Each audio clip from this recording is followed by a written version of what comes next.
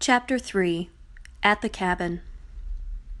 Francie stood for a moment, listening to the boat's wake wash against the shore. It had always struck her as a lonely sound, and seemed even lonelier now that she was by herself.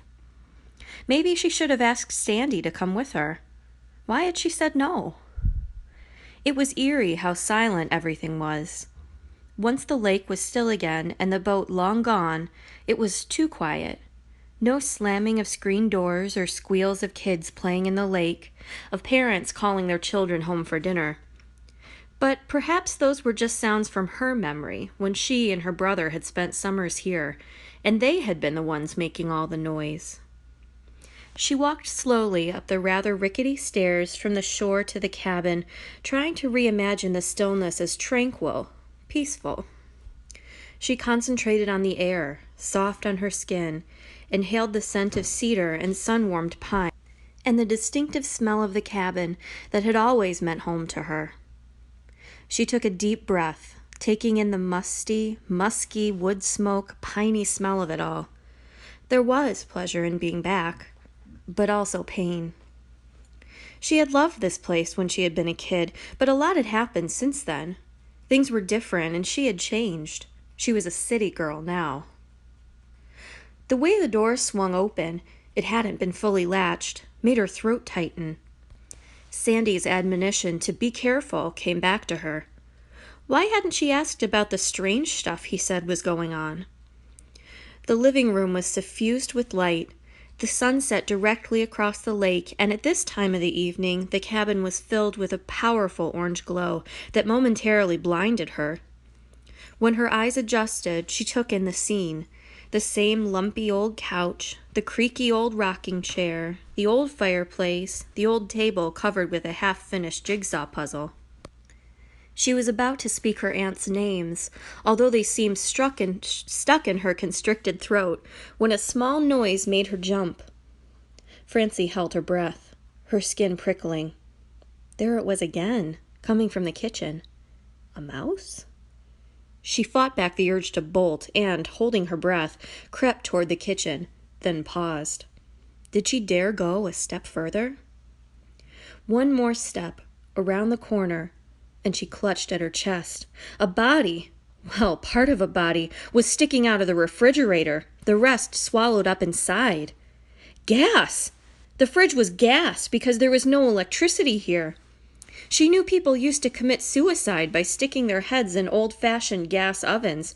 Was it possible to kill someone by sticking her head in an old-fashioned gas refrigerator? Francie's skin went as cold as if she had been refrigerated. She was unable to utter a sound. Then one of the legs twitched. Had she imagined it? But no, a shelf in the fridge rattled, and there was a curse from a muffled voice, and, "Oh, for the love of Mike!" And then, "Is that you, Astrid? Can you help me out here?" Francie took a ragged breath. "Auntie Jen?" she squeaked. "Is that you?" "Frenchie? Is that little Frenchie?" Jeanette said without moving. Why didn't she come out? "Are you okay?" Francie asked. "No," Jeanette cried. "My hair is stuck in the cheese drawer or something." "Oh!" Francie exclaimed. She carefully stepped over the various containers of food scattered on the kitchen floor and reached in and untangled her aunt's curls from one of the metal racks. "Oof," Jeanette said as she emerged, rubbing her head. "I was stuck good." Francie started giggling, and that made Jeanette giggle, and that made them both laugh harder, and pretty soon they were having a good cry. Jeanette wiped her eyes and reached out to embrace Francie. "Dear little Frenchie, look at you, so grown up. Look at your beautiful black hair with the white streak, just like, well, isn't it lovely? Gotten so tall. My, but you look grown up." Francie was used to that. Everyone assumed she was older than her age. She supposed because of the silvery streak in her otherwise black hair. They babbled back and forth. Francie politely ignored the oblique reference to her mother, who had also had a white streak in her hair, about the only thing Francie knew about her. Finally, Francie said, "How long have you been stuck in the refrigerator?" Is that why you sent for me?" she joked. "To untangle your hair?" "What?" Jeanette said. "Never mind. I'm so happy to see that you're okay. But tell me, what's going on around here?" Jeanette glanced at the mess on the kitchen floor and said, "Oh, I have to go through the fridge once in a while and throw things out. You know your Aunt Astrid. She never throws away anything. Honestly, someday she's going to poison someone." "So Aunt Astrid is fine too?" Francie began, then noticed a head of white hair floating by outside the kitchen window, and suddenly Astrid was there, striding into the cabin. There were more hugs and tears and cooing from both aunts and plenty of exclamations about how beautiful Frenchie had grown up to be, such an elegant creature. Well, wasn't she lovely? And so on. While basking in the compliments, Francie assessed her great aunts. She had remembered Jeanette as a towering figure, somber and grandmotherly. She now seemed lovely, wise, and kindly, and shorter than Francie now. She was still robust, though now her hair was more white than black. Wisps of it floated about her like smoke. Astrid had always been small, but now she seemed elfin, with bright white hair and even brighter blue eyes and a playfully wicked smile, something Francie had not noticed as a kid.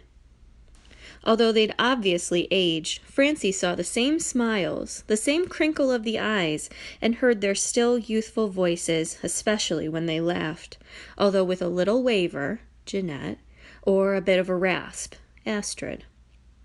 "Now," Francie said, "can you please tell me what's going on?" "It looks to me like Jeanette is throwing out perfectly good food again," Astrid said, eyeing the contents of the refrigerator spread out on the floor. "Actually, I was referring to your phone call," Francie began. "Oh, yes, that," Jeanette said, picking up containers from the floor. "Well?" Francie prodded. "We'll tell you all about it, but first let's get some food in you, poor thing. Coming all that way, you must be starving." Francie started to object, but then realized she'd had only a couple tiny bags of airplane peanuts and a Coke all day, and she was starving. "Okay, yes, I am hungry," Francie admitted, "but can you explain things while we're fixing dinner?" "No," Jeanette said. "You sit there and tell us all about yourself." "But I want to know what's going on with you." "You first," Jeanette insisted. Over the next hour, between bites of fiery hot curry and pickled beets, and reminiscing about some of the more unusual meals they'd had when she was a kid, they asked about her life in New York, and she heard about their life at the lake and winters in New Mexico. They asked after her brother, about whom she knew painfully little, she was sorry to admit. Finally, Francie's patience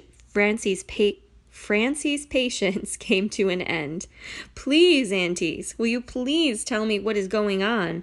What was that phone call about?" "Frenchie," Astrid said, her eyes dancing, "there's a mystery here, and we think you're the only one who can solve it." She got up and bustled over to the cupboards. "Me? What makes you think I can solve anything?" Francie said. "And what are you doing?" "You were always very keen on solving mysteries when you were little." Astrid's voice was muffled, her head deep in a cupboard. Francie snorted. "I was a kid. And what are you looking for anyway?" "I'm looking for some bars," Astrid said. "Oh boy," Jeanette murmured. "I better go give her a hand." She hoisted herself out of her chair, then turned to Francie and added, "You worked very hard to find the buried treasure, remember?" "Yes," Francie said, "and I didn't find it either. Remember that part?" "I'm sure you came very close, though," Astrid said, opening and shutting drawers and cupboards in somewhat useless fashion. "The legend of the treasure that lies under enchantment," she said, waving a wooden spoon as if it were a magic wand. "Did you ever figure out whether it was under enchantment, as in bewitched, or was it under enchantment, as in under the lake?" "I never solved that or anything else," Francie said, "and I'm unlikely to be able to solve your mystery either." She gritted her teeth, trying not to regret the audition she'd missed, and removed herself from the kitchen. "So you don't even want to know what the mystery is?" Astrid called after her. Alone in the living room, Francie indulged herself in some eye-rolling. "Okay, fine," she said. "What's the mystery?" "It's about the road," Astrid chirped. "We don't know that," Jeanette snapped. She came out to the living room and set down a plate of bars on the coffee table while Astrid carried a pot of tea and 3 cups. "What road?" Francie asked. She eyed the bars, wondering what they were made of. Perhaps that was the mystery, she thought. "They're talking about putting in a road on this side of the lake," Astrid said. "We don't know who's behind it, but we suspect that the road might have something to do with the fact that someone is trying to kill us."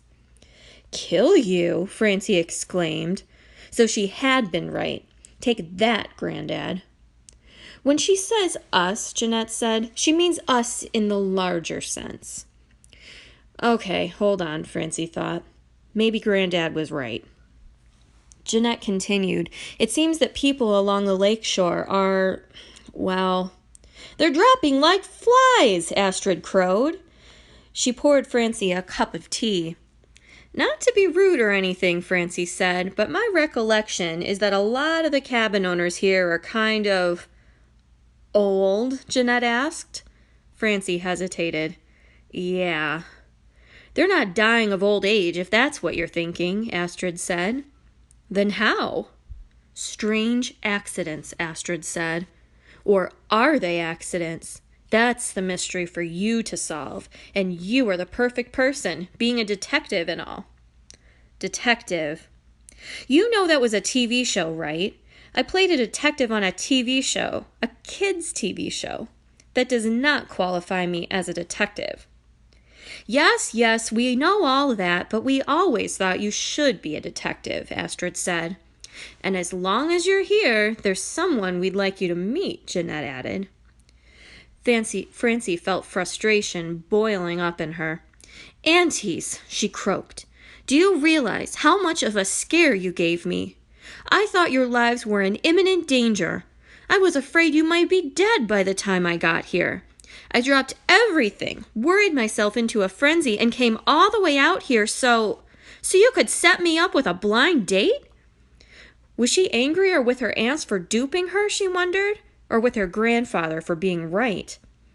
"Oh my," Jeanette said, "I just mean you shouldn't worry about us. Astrid and I aren't in any immediate danger, are we, Astrid?" Astrid's eyes glittered. "Oh, but yes, I think so. I should think we are exactly the prime victims." Wait, so they were in danger after all? Francie watched Jeanette's eyes flash at Astrid. Was she scolding her for saying that? Or was it something else? There was a little crackle in the air. Francie almost felt the prickling of electricity, but didn't know why. She supposed that if she were really a detective, she would know what that feeling meant. But no, she was just confused. "So are you two in danger, or not?" "That's enough for one night," Jeanette said. "We old people need to toddle off to bed. We've prepared the boathouse for you." "Wait a minute. First you aren't in danger, then you are. Then let's all go to bed?" Astrid opened her mouth, but Jeanette stopped her, saying, "It will wait until morning. Here's a flashlight, and don't worry, you're perfectly safe." "I'm not worried for me," Francie said. "But what about you? I'm worried about you." "Oh, we're not in any danger tonight, we're quite sure," Astrid said. "How can you be so sure?" "Well, because you're here."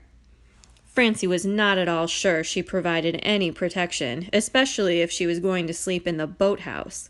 But both aunts shooed her toward the door, saying, "That's enough for tonight. Good night."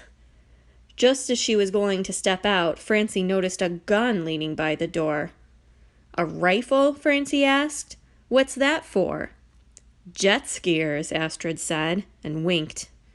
Francie must have looked alarmed, because Astrid quickly added, "Oh, honey, it's just a .22. It's for woodchucks. They're murder on our garden."